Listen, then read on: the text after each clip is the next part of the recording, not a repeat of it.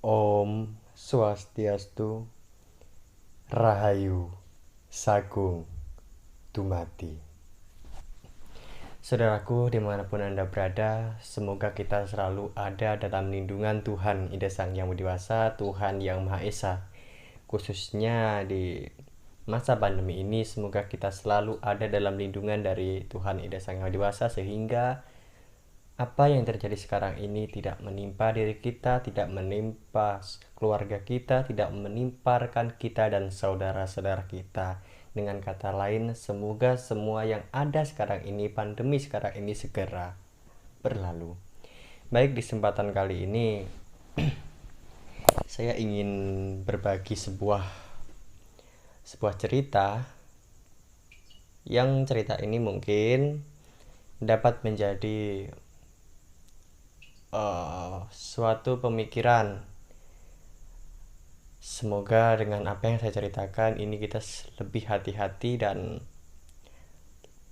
lebih menghargai, atau ketika kita berkunjung ke suatu tempat, kita hendaknya minta izin terlebih dahulu. Baik, putar intronya.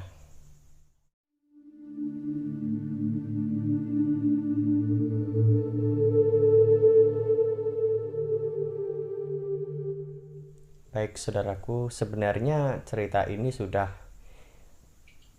terjadi beberapa bulan yang lalu, tepatnya itu pada tahun 2020, itu kalau nggak salah itu bulan 10 atau bulan 11, entah, saya juga lupa bulannya. Cerita ini saya alami bersama rekan-rekan saya. Suatu kegiatan saya lakukan bersama rekan-rekan saya dalam membuat sebuah video film pendek untuk mengikuti sebuah lomba, dan akhirnya kalah. Baik teman-teman, saudaraku, cerita ini terjadi di Banyuwangi. Saya tidak menyebutkan tempatnya, tapi yang jelas tempat ini adalah sebuah pantai yang di tempat yang dimana di pantai itu ada sebuah pura. Ketika itu kami melakukan sebuah kegiatan syuting film itu dari jam 9 sampai jam, kalau tidak salah itu setengah 4 sore. Dalam film itu, dalam pembuatannya itu, kami juga sudah minta izin kepada yang menjaga pura itu secara skala, dan tentunya juga minta izin kepada yang menjaga pura itu secara niskala. Pembuatan film itu berjalan lancar, tidak ada kendala apapun.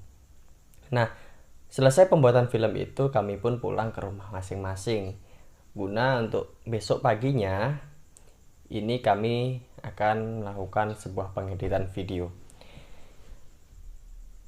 Awalnya tidak terjadi apapun, tapi setelah jam 9 malam, bahwa saudaraku ketahui di tempat saya, di dusun saya atau di desa saya, kalau sudah malam sekitar jam 8 ke atas, jam 9 itu udah suasana sepi, tidak ada orang yang beraktivitas seperti layaknya di kota-kota gitu. Karena semua sudah mengunci pintunya, menutup pintunya, ada yang tidur dan ada yang masih menonton TV. Karena di desa saya ini masih antar rumah satu dengan rumah yang kedua ini jaraknya lumayan jauh ya, dikelilingi dengan pohon-pohon yang besar lah, identik dengan suasana desa. Nah, di rumah saya ini, rumah saya menghadap ke arah utara, tepatnya ini di depan rumah saya ini ada sebuah pura, namanya Pura Sastra Dharma, dan di situ juga mempunyai pengalaman di pura itu. Pernah saya itu kalau orang Bali itu biasanya mekemit ya, kalau orang Jawa melean, begadang, bisa bilang seperti itu. Di pura itu saya mekemit selama 7 hari 7 malam, dan ada satu yang saya dapatkan, nanti saya ceritakan di suatu saat mungkin ya setengah. Baik, lanjut pada ceritanya. Jam 9 malam itu suasana sepi, tetapi aneh sekali, tidak seperti malam-malam yang lain, bahwa memang sepi, cuman ada suasana, ada hawanya ini. Kalau orang Jawa itu nyebutnya anyep.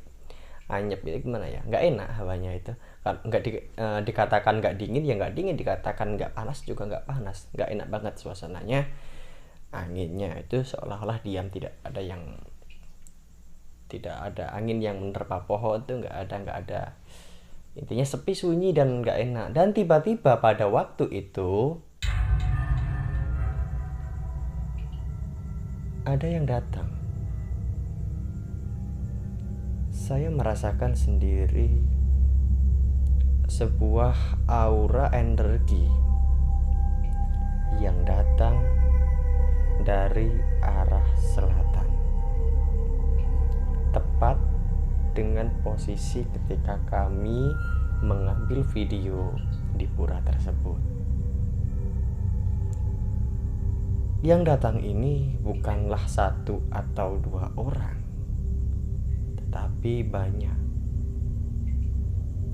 Dan itu saya alami sampai saya tertidur.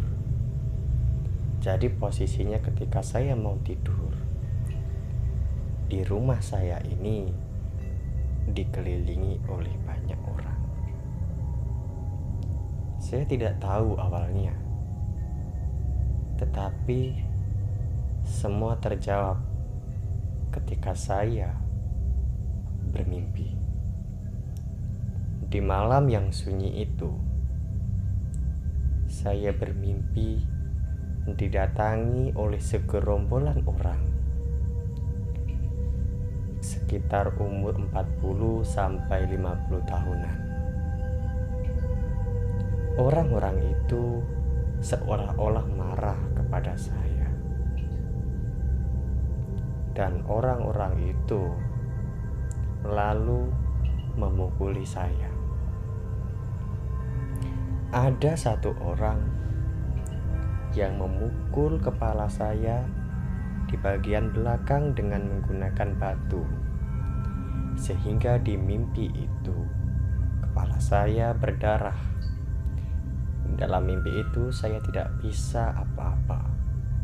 Saya tergeletak lemas dengan posisi tergelungkup. Nah, ketika saya mimpi itu, hal yang saya rasakan di dunia nyata, badan saya seperti ketindihan. Dan di waktu mimpi itu saya benar-benar tidak bisa melakukan apapun. Yang hanya ada di pikiran saya hanyalah mati, mati, mati.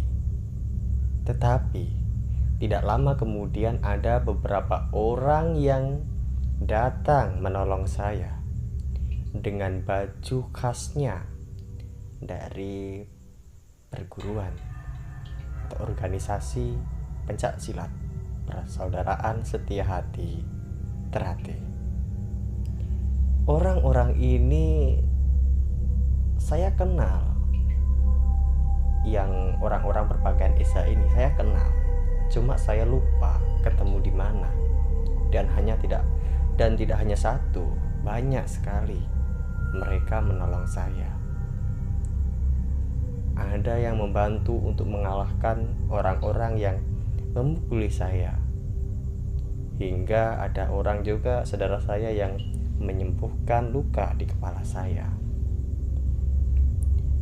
Alhasil saya pun sembuh. Dan pada waktu jam 2 dini hari saya terbangun. Di situ keringat bercucuran. Dan saya lalu minum, lalu tidur lagi. Dan di dalam tidur itu saya mimpi lagi. Di dalam mimpi ini inilah sambungan dari mimpi sebelumnya, bahwa ada seorang wanita cantik sekali berpakaian hijau. Beliau menyuruh orang yang memukuli saya, khususnya orang yang membenturkan batu di kepala saya sehingga berdarah, untuk minta maaf kepada saya. Apa maksudnya? Entahlah. saya tidak tahu. Tetapi yang jelas, sepertinya wanita ini adalah pimpinan, atau bisa dibilang ilmu atau derajatnya lebih tinggi daripada pria-pria ini. Tetapi bukan malah si laki-laki ini minta maaf, dia malah lari tunggang langgang ketakutan. Sebelum wanita ini pergi, beliau sempat senyum kepada saya. Untunglah di dalam mimpi itu saya bertemu dengan orang-orang yang berpakaian Esyatrate dan juga bertemu dengan sosok wanita yang sangat cantik berpakaian hijau. Nah, saudaraku, apa sih maksud dari cerita saya? Jadi dimanapun tempatnya, mari kita minta izin terlebih dahulu. Tujuan minta izin ini bukan berarti semua masalah yang secara skala atau niskala, khususnya kalau kita minta izin kepada makhluk-makhluk niskala, semua akan beres. Tidak, belum tentu. Karena banyak sekali sosok-sosok yang ada di suatu tempat dan itu jahil. Kalau kita minta izin khususnya kepada yang bahurkso atau betara-betara yang melinggih di situ, khususnya bisa dibilang pemimpinnya, kita akan dibantu Astungkara.